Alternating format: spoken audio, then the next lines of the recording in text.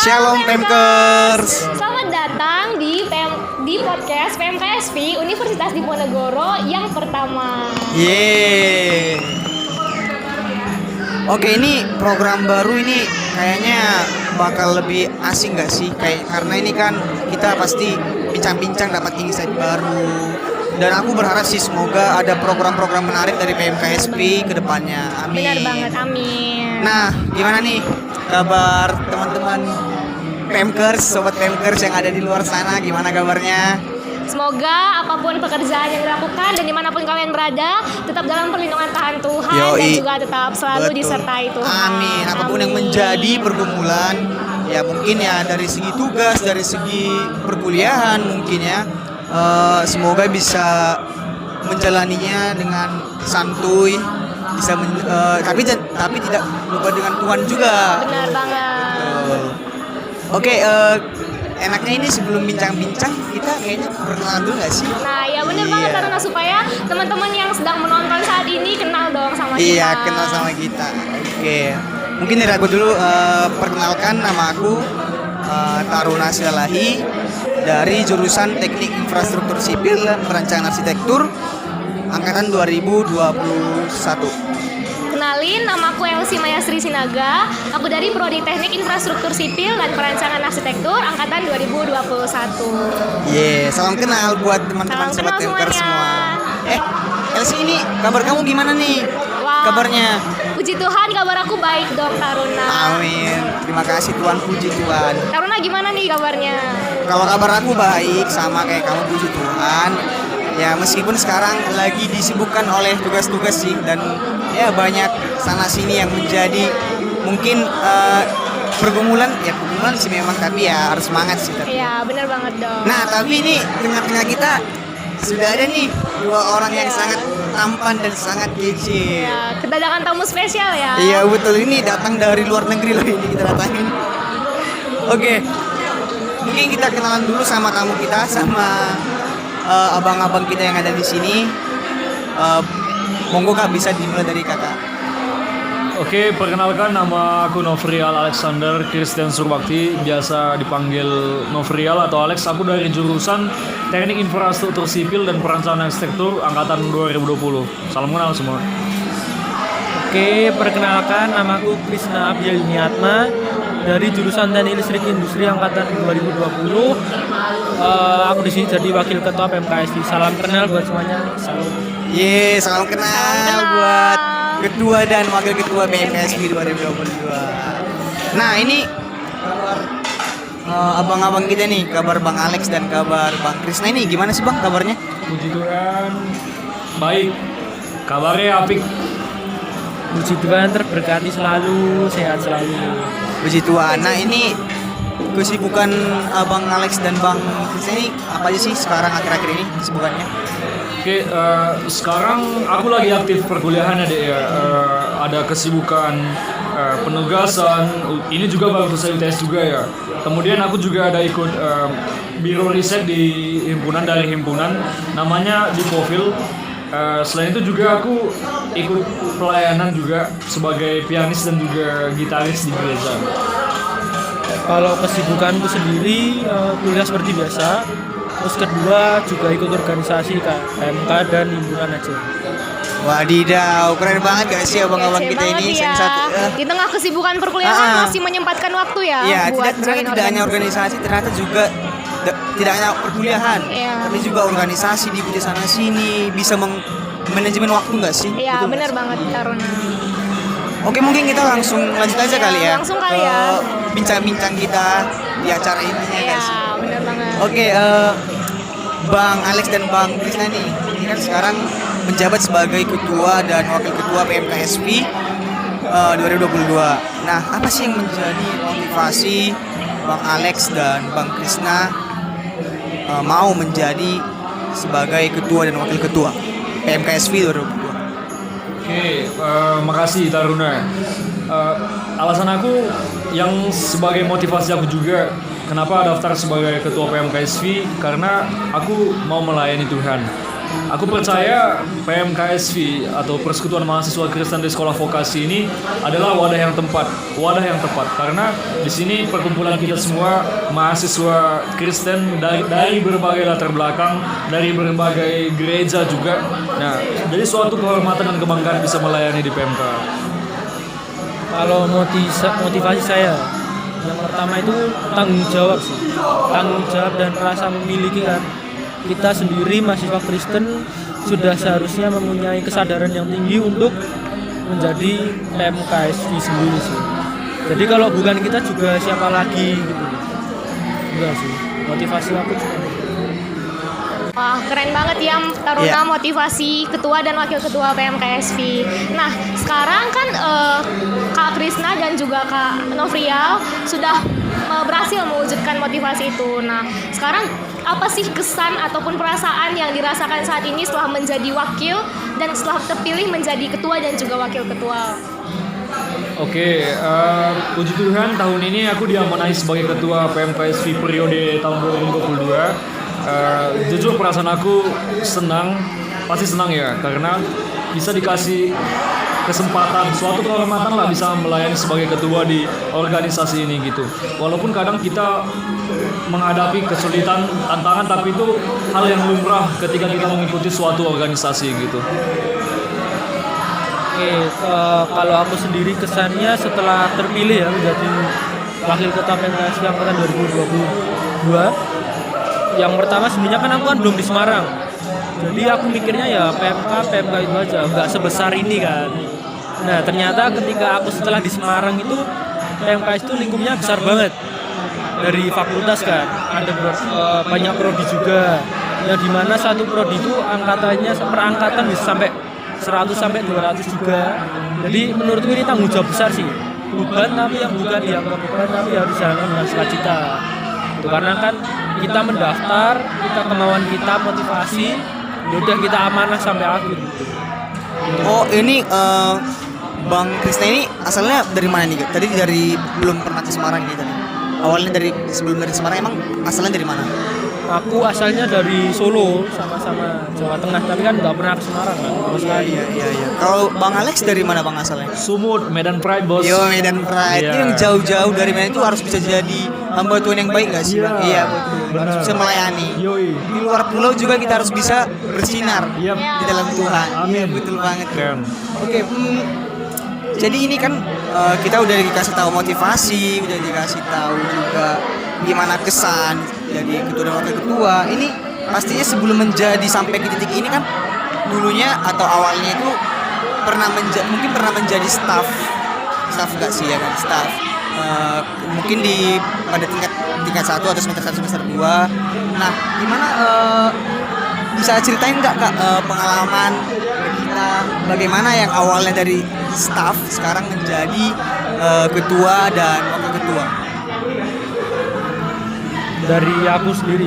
Oke, aku dulu juga ikut organisasi PMKSV sebelumnya. Dan di situ aku jadi anggota relasi. Dan di situ aku pertama kali ngerasain PMK itu ternyata bener-bener welcome ya sama anak-anak maba baru, bener-bener dirangkul. Jadi ya asik aja ikut PMK. Juga nambah temen kan, nambah keluarga, nambah channel juga, biar bisa saling membantu ke depannya gitu. Mungkin Novrial. Aku sependapat sama Mas Krisna bahwasanya PMKSV itu orang-orangnya di dalam welcome. Salah satu buktinya ketika kita ada proker nih. Aku dulu dari bidang musik ya. Di bidang musik itu banyak sekali hal-hal baru, banyak sekali proker baru gitu. Tapi karena belum ada pengalaman sama sekali melayani di organisasi, tapi karena dibantu, diayomi oleh kakak-kakak di PMKSV, jadinya yang tadinya sulit itu menjadi tidak sulit, menjadi senang gitu. Oke, mungkin yang buat teman-teman di sana yang mungkin bisa saja ya Kak baru tahu ada PMK sekarang dan belum ada niat atau masih ragu untuk join ke PMK, jangan ragu karena di sini kita saling merangkul. Iya betul, saling merangkul. Gitu. Bener banget itu. Ojo lali buat gabung PMK. Ya. Nah, selanjutnya nih, Kak Novrial dan juga Kak Krisna kan tadinya jadi staff ya. Pastinya udah banyak dong pengalaman ataupun kegiatan-kegiatan yang diikutin. Nah, boleh dong cerita ke kita nih Kak, gimana atau apa pengalaman yang gak bisa dilupain ataupun pengalaman-pengalaman yang udah pernah terjadi selama di PMKSP, selama menjadi staff sampai saat ini. Pengalaman yang nggak bisa dilupakan ya. Kalau aku sendiri, salah satu pengalaman yang paling berkesan selama ada di PMKSP itu boleh melayani Tuhan lewat ibadah sebagai pemusik. Sebelumnya aku di SMP dan di SMA itu panggungku masih kecil gitu. Jadi aku mengiringi ibadah hanya di kelas-kelas saja gitu. Jadi ketika di PMKSP kita melayani semua jemaat gitu. Di samping kita melayani Tuhan, kita juga melayani berbagai macam mahasiswa dari berbagai kalangan, dari berbagai jurusan, bahkan dari berbagai latar belakang gitu. Jadi ketika di PMKSP diajak oleh kakak-kakaknya, ayo melayani gitu, itu jadi suatu dorongan ya, atau pengalaman yang tidak bisa dilupakan gitu. Kalau dari aku sendiri ya, kesan paling berkesan dariku ketika aku ke Semarang kan, ya memang udah kenal ya sama-sama anggota sebelumnya, sama kakak-kakak juga. Cuman kan bertemunya kan via daring dan meeting kan, ya dimana kita nggak tahu aslinya kayak gimana. Dan ternyata waktu di daring dan di real life pun sebenarnya nggak jauh beda sama sekali. Bahkan waktu aku ke Semarang itu aku ingat banget ikut pasca atau Natal kan aku kan anak baru ya istilahnya, masih dari staff. Dan di situ aku masih belum kenal siapa-siapa. Ya walaupun kenal tapi kan cuma kenal nggak dekat. Dan di situ benar-benar sama kakak-kakaknya itu dirangkul, dideketin. Jadi kayak kita udah merasa sama temen aja. Nggak ada apa ya, jangka lah atau gap antar kanting atau adik tingkat, nggak ada sama sekali. Ya kita kayak keluarga, kayak teman ya. Cuman harus sadar diri juga untuk saling menghormati lah. Ya, itu menjadi poin positif sih bagi PMKSP, karena ini kita mungkin kan ini namanya PMK, jadi mahasiswa Kristen, mungkin kita dari latar belakang gereja pun mungkin berbeda, ada yang berbeda, tapi kita itu tetap satu dalam Tuhan Yesus, kita itu tetap merangkul. Oke, mungkin kan selama ini Kak, selama kepengurusan ini mungkin ada di antara kita ini, di antara semua anggota, semua pengurus, mungkin ada perbedaan pendapat antara anggota. Nah, ini gimana sih Abang sebagai ketua dan sebagai wakil ketua menanggapi perbedaan pendapat yang ada pada anggota ini, Kak? Oke, perbedaan pendapat itu pasti ketika kita mengikuti organisasi perkumpulan, karena di dalam suatu organisasi atau perkumpulan itu terdapat banyak kepala gitu, terdapat banyak pemikiran yang berbeda-beda. Makanya sangat wajar ketika terjadi yang namanya miscommunication atau perbedaan pendapat. Tapi alangkah baiknya ketika kita mengalami situasi demikian atau perbedaan pendapat itu, jangan pertemanan atau pelayanan yang dikorbankan begitu. Kita bertolak belakang nih sama si A, kemudian kita nggak mau melayani bareng-bareng atau ibadah bareng lagi, itu jangan. Makanya kalau aku sebagai ketua ya, ketika menghadapi hal itu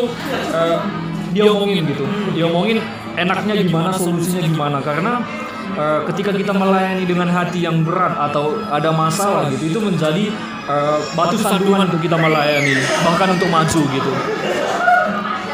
Oke, kalau dari aku sendiri menanggapi yang berbagai beda pendapat ya kalau kita pasti ikut organisasi atau perkumpulan ya udah otomatis itu kita bakal dapat seperti itu.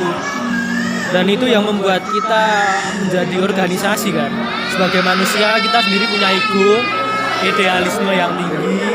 Nah, tapi ini tantangan buat ketua dan wakil ketua juga untuk menyatukan banyak kepala, dan tentunya untuk mengambil keputusan dari berbagai pendapat itu kan harus ada beberapa yang mau mengalah. Dari situ kita kalau misal dari sistem lobby atau musyawarah itu tidak mendapatkan titik temu, kita adakan voting, dan itu harus disetujui oleh semua pengurus untuk berjalannya ke depan kan, karena keputusan itu sangat penting. Dan benar banget yang dibilang Novrial, ketika ada masalah itu ya udah biarlah masalah selesai di situ, nggak perlu merembet kemana-mana, karena pelayanan ya kita udah tahu kan, kita ikut pengurus, kita melayani. Jangan sampai pelayanan kita terhambat hanya suatu masalah kecil karena miskomunikasi dan beda pendapat itu. Padahal kita kan di sini udah mahasiswa, jadi ada kata mahal juga. Berarti kita harus bisa berpikir lebih dewasa lagi. Kayak gitu sih kalau dari aku ya, menanggapi bagaimana cara beda pendapat. Ya benar banget ya tentunya, karena memang di suatu organisasi itu pasti ada perbedaan pendapat. Betul dan banget. Kita tahu bahwa PMK itu nggak cuma sekedar organisasi nggak sih, ini merupakan tempat kita untuk bertumbuh bersama, berkembang tentunya dalam iman kepada Tuhan. Dan Pokoknya pastinya, jangan sampai pendapat yang berbeda itu jadi alasan kita berhenti melayani Tuhan. benar banget Taruna. Jangan sampai. Di sini kita bertumbuh dan berkembang bersama-sama sebagai saudara tentunya ya, Taruna. Oke, selanjutnya nih, kan kepemimpinan Kak Novrial dan juga Kak Krisna udah berlangsung selama hampir 3 bulan. Nah, jadi model kepemimpinan apa yang udah diterapin nih sama Kak Novrial dan juga Kak Krisna? Oke, modal kepemimpinan atau basic ya.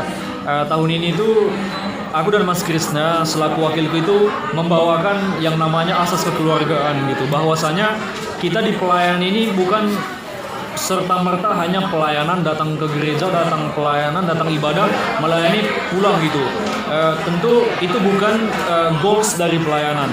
Jadinya aku ada dan Mas Krisna juga inisiatif untuk membawakan sifat kekeluargaan, bahwasanya ada rasa memiliki, ada rasa menyayangi, ada rasa mengasihi antar anggota, bahkan antar pengurus di dalamnya gitu. Ketika ada kasih dalam suatu kepengurusan, maka pelayanan ke depan itu bakalan lebih asik gitu teman-teman.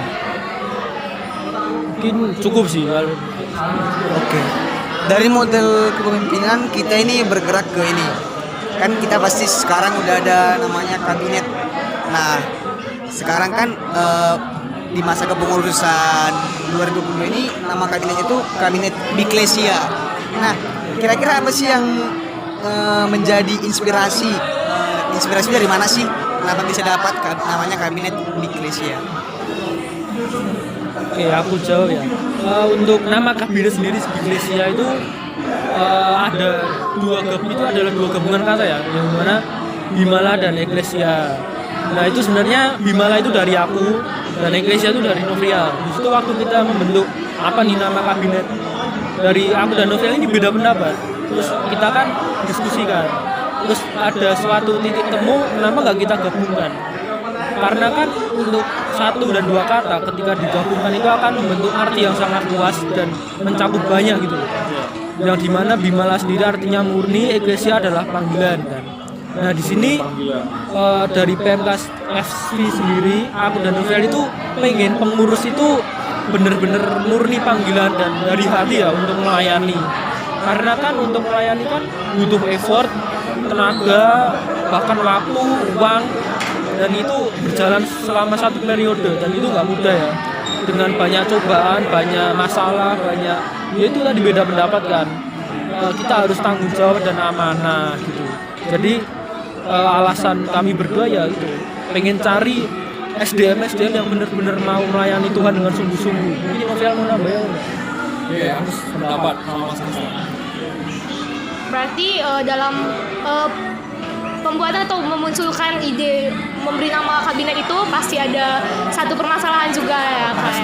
Benar. Tapi keren sih memang. Itu kayak gabungan dari dua ide ketua dan wakil ketua jadi Biklesia, mantep banget. Keren. Gagasan yang digabung. Seperti tadi yang kata Kak Krisna nih, pasti dalam satu pelayanan itu juga pasti ada kurang lebihnya atau suka dukanya gitu. Nah, jadi hal terberat nih yang dijalanin wakil dan juga wakil ketua dan juga wakil ketua selama kepengurusan ini apa? Oke, kalau dari ketua sendiri yang menjadi tantangan terberat itu adalah ketika kita harus bersikap bijak dan adil kepada semua orang gitu. Maksudnya kita di PMK ini banyak nih mahasiswa, kita banyak jemaat gitu, dari berbagai latar belakang dengan pemikiran yang berbeda. Nah, yang jadi tantangan itu bagaimana kita memimpin mereka semua, mengarahkan mereka semua agar ada kekompakan, agar ada keserasian begitu. Kemudian yang terakhir, hal terberat menjadi ketua itu adalah wadahnya atau sarangnya kritikan gitu. Ketika ada suatu hal yang salah atau keliru dari keberjalanan broker, entah itu gaya kepemimpinan, ketua itu adalah senternya beserta wakil dan juga BPH yang lain mungkin sebagai tempatnya dikritik gitu. Tapi bagaimana kita menyikapi suatu kritikan itu menjadi batu loncatan kita untuk be better atau semakin lebih baik ke depannya gitu.